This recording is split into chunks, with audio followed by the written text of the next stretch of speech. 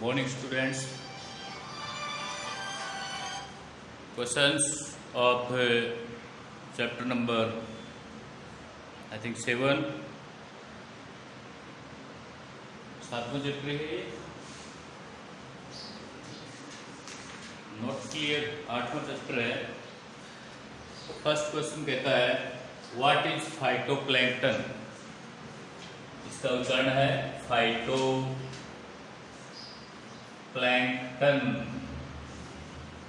यानी फाइटोप्लैंक्टन क्या है। तो देखिए फाइटोप्लैंक्टन है एक समुद्री घास है, एक कोशिकीय पादप है। दो बातें। आंसर क्या होगा? फाइटोप्लैंक्टन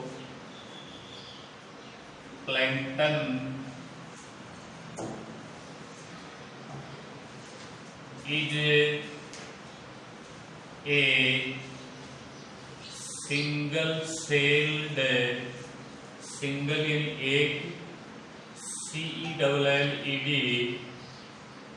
CELLED सेल यानी कोशिका, और सिंगल सेल्ड यानी एक कोशिकीय सी ग्रास यानी समुद्री घास है। फाइटोप्लैंक्टन क्या है? एक कोशिकीय समुद्री घास।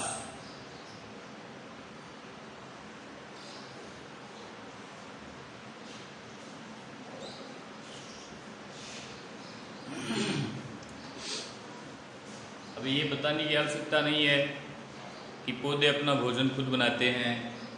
आप ग्रास की जगह प्लांट भी लिख सकते हैं। क्या लिख सकते हैं? प्लांट।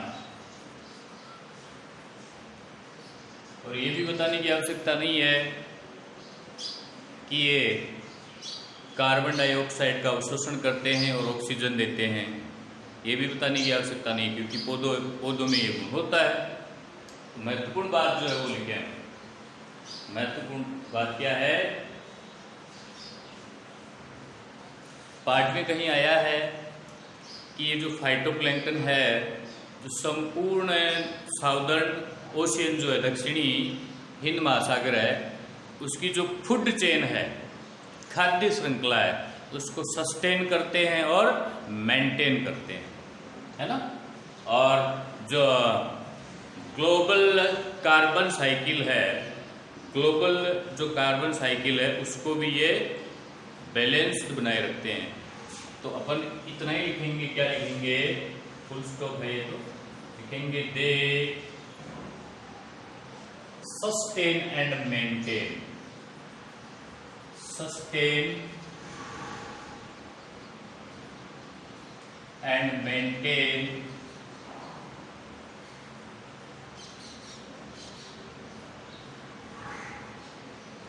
the food chain यानी खाद्य श्रृंखला ऑफ द, या तो एंटायर साउदर्न ओशियन लिख दो या केवल साउदर्न ओशियन लिख दो। साउदर्न मीन्स दक्षिणी, ओशियन यानी होता है महासागर। तुम्हारे क्लास में वो सर की क्लास में कुछ काम सबके सिग्नेचर किए गए, सबके थोड़ा ठीक बैठना। कल भी इंग्लिश स्कूल में सिलेक्शन हो गया था, है ना।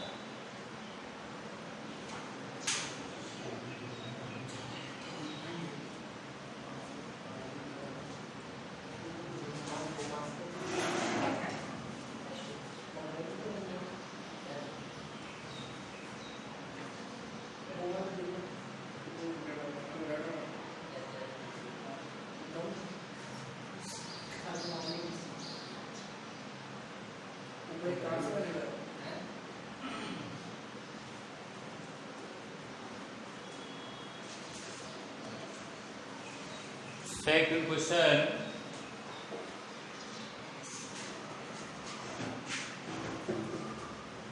How were the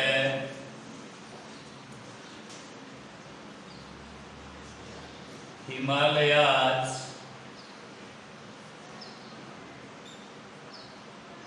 फॉर्म्ड,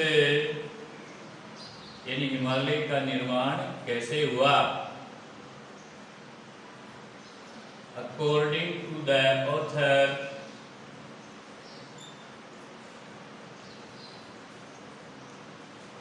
यानी लेखक के अनुसार, लेखक के अनुसार हिमालय का निर्माण कैसे हुआ।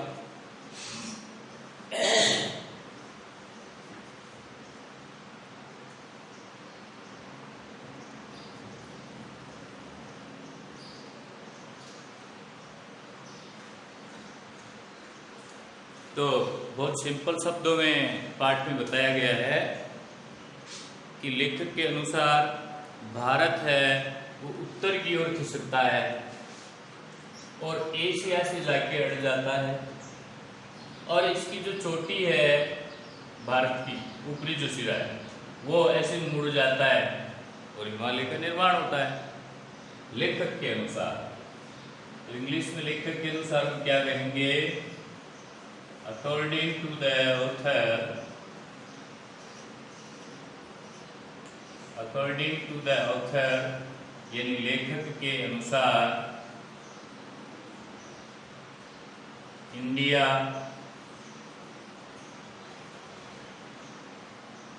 पुश्ड नॉर्थवर्ड्स, पुश्ड का मतलब खिसक गया, नॉर्थवर्ड्स का मतलब होता है उत्तर की तरफ, उत्तर दिशा की तरफ। और क्या हुआ, इट जैम्ड, JAMMED, यानी अड़ गया। It jammed against Asia,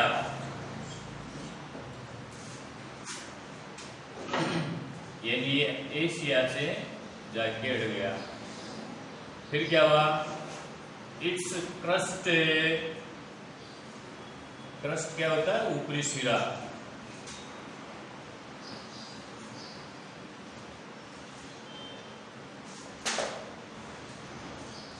was बक्कल्ड, BUCKLED, was बक्कल्ड यानी मुड़ गया।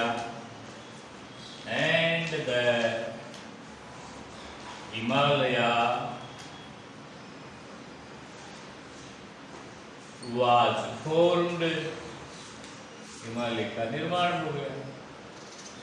ये एक वर्ल्ड पिक्चर लेखक ने दर्शाई है।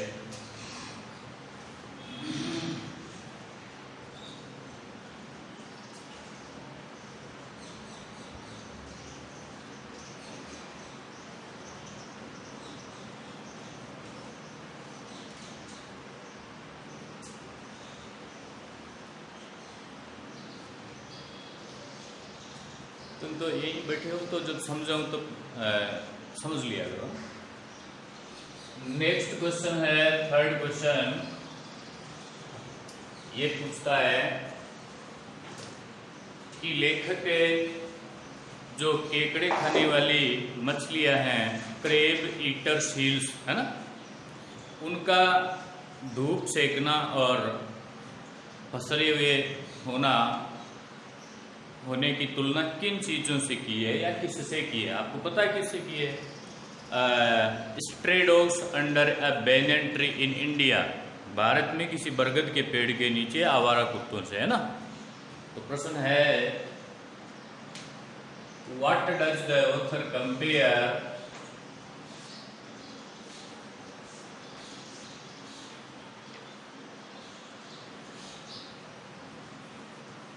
what does the author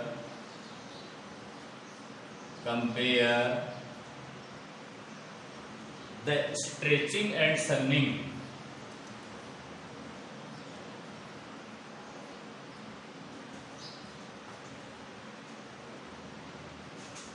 the stretching and the sunning, stretching यानी अंगड़ाइयाँ लेना, द सनिंग यानी धूप सेकना, of the crab eater seals crab eater यानी केकड़ा खाने वाली।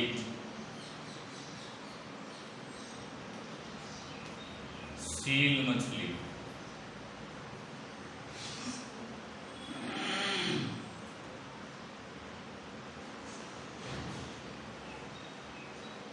टू का मतलब होगा से। वाट टू का मतलब किससे। द ऑथर यानी लेखक। कंपेयर यानी तुलना करता है, यानी लेखक तुलना किससे करता है, किसकी, क्रेब ईटर सील्स के लौटने की और धूप सेकने की तुलना किससे करता है। आपको सबको पता है स्ट्रे डॉग्स से करता है, जो किसी भारत में किसी बरगद के पेड़ के नीचे बैठे हो। बहुत सिंपल उत्तर होगा। यहां से आप लिखेंगे द ऑथर, डज होने पर कंपेयर में एस जोड़ देंगे, है ना।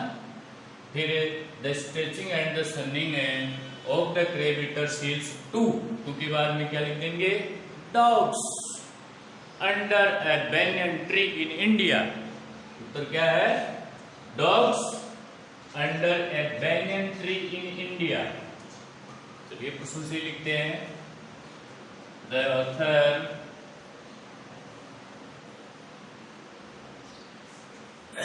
compares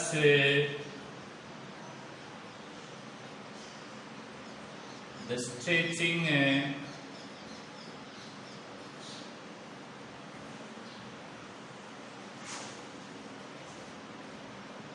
and sunning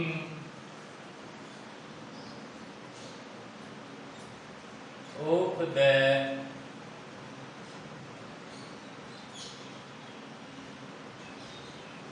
crab eater seals to the dogs, to the stray dogs, आवारा कुत्ते। एक तो होता टेम, टेम यानी पालतू होता है, STRAY, स्ट्रे मतलब आवारा। Stray dogs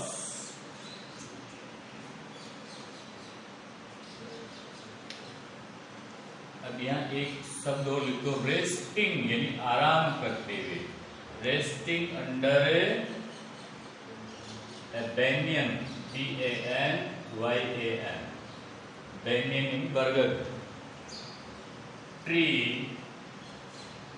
in India, Bharat में एक बरगद के पेड़ के नीचे आवारा कुत्तों के अरेस्ट करने से तुलना की है।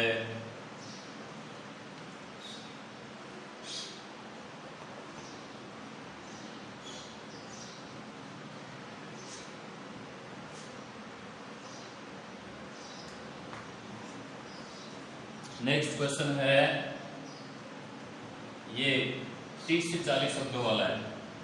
Why is phytoplankton, why is phytoplankton necessary, necessary यानी होता आवश्यक या जरूरी, यानी फाइटोप्लैंक्टन जरूरी क्यों है। फॉर द सर्वाइवल यानी जीवित रहने के लिए, सर्वाइवल का मतलब जीवित रहना, फॉर द सर्वाइवल यानी जीवन के लिए, जीवन कहेगा, ऑफ द बायोडाइवर्सिटी, बायोडाइवर्सिटी का मतलब है जैव विविधता, यानी विभिन्न प्रकार के जो जीव जंतु हैं। इन अंटार्कटिका,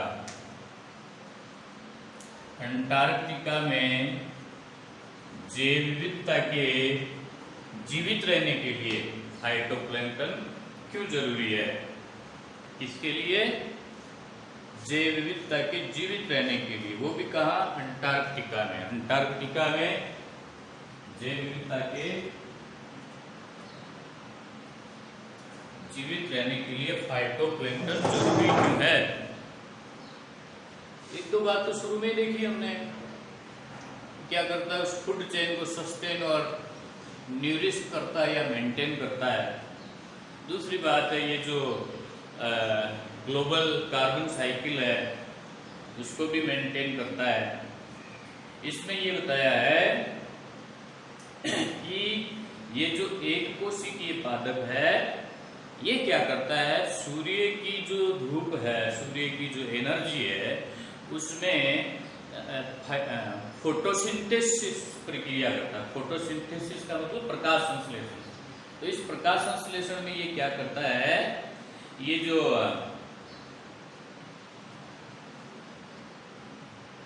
कार्बन जो है उसको ऑर्गेनिक कंपाउंड्स में सिंथेसाइज करता है।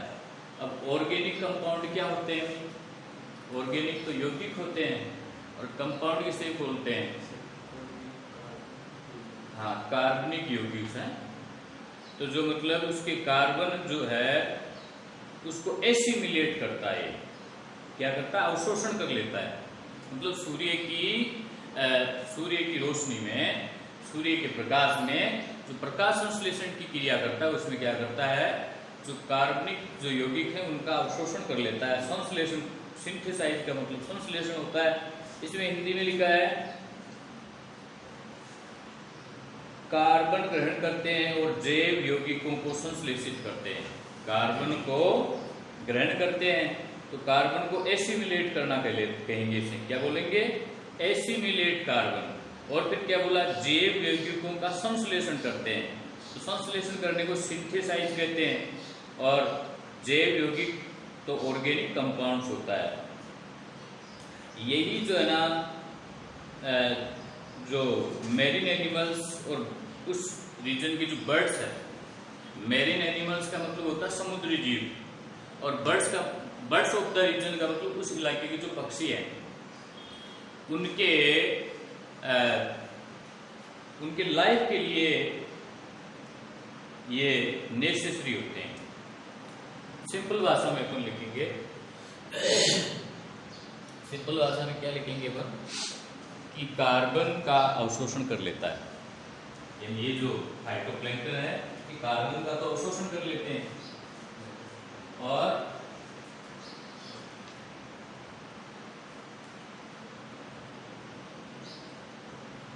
वो जो साउदर्न ओशियन है उस इलाके के जितने भी मेरीन एनिमल्स हैं और उस रीजन के जितने भी बर्ड्स हैं उनकी फूड चेन को वो सस्टेन करते हैं या उनके सर्वाइवल के लिए वो नेसेसरी है। बात क्या समझनी है, एक तो कार्बन का अवशोषण कर लेते हैं। कार्बन का अवशोषण करने से क्या फायदा होता है, कार्बन ज्यादा मात्रा में नहीं बढ़ रहा है, कार्बन का संतुलन बना रह रहा है। कार्बन का संतुलन बना रह रहा है तो ग्लोबल वार्मिंग नहीं हो रहा है। ग्लोबल वार्मिंग नहीं होगा तो बर्फ नहीं पिघलेगी, बर्फ नहीं पिघलेगी तो जल स्तर ऊपर नहीं आएगा। चलो मैं एक का लिखा देता हूँ, फिर वो सर आ रहे हैं। तो इसका आंसर लिखेंगे, देखिए पर्सन से उत्तर लिखोगे तो पहले आपको लिखना पड़ेगा फाइटोप्लैंक्टन, फिर लिखना पड़ेगा is necessary for the survival of the biodiversity in Antarctica. अब इसके बाद में आपको उत्तर जो है वो ये है, बिकॉज, क्योंकि, बिकॉज दे कौन, phytoplankton, because they assimilate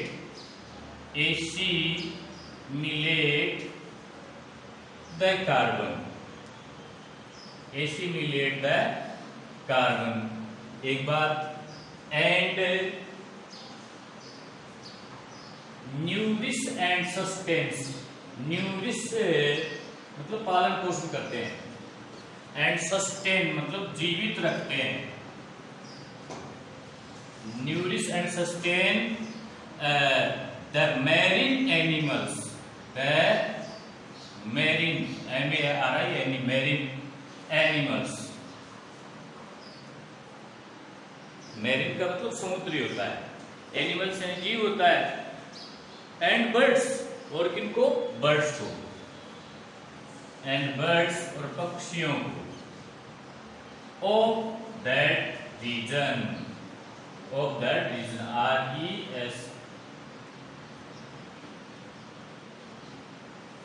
REGION। ये रीजन का मतलब होता है क्षेत्र, इलाका, एरिया। ठीक है, ये आंसर है। पहले केमिस्ट्री का लेते हैं ना सर।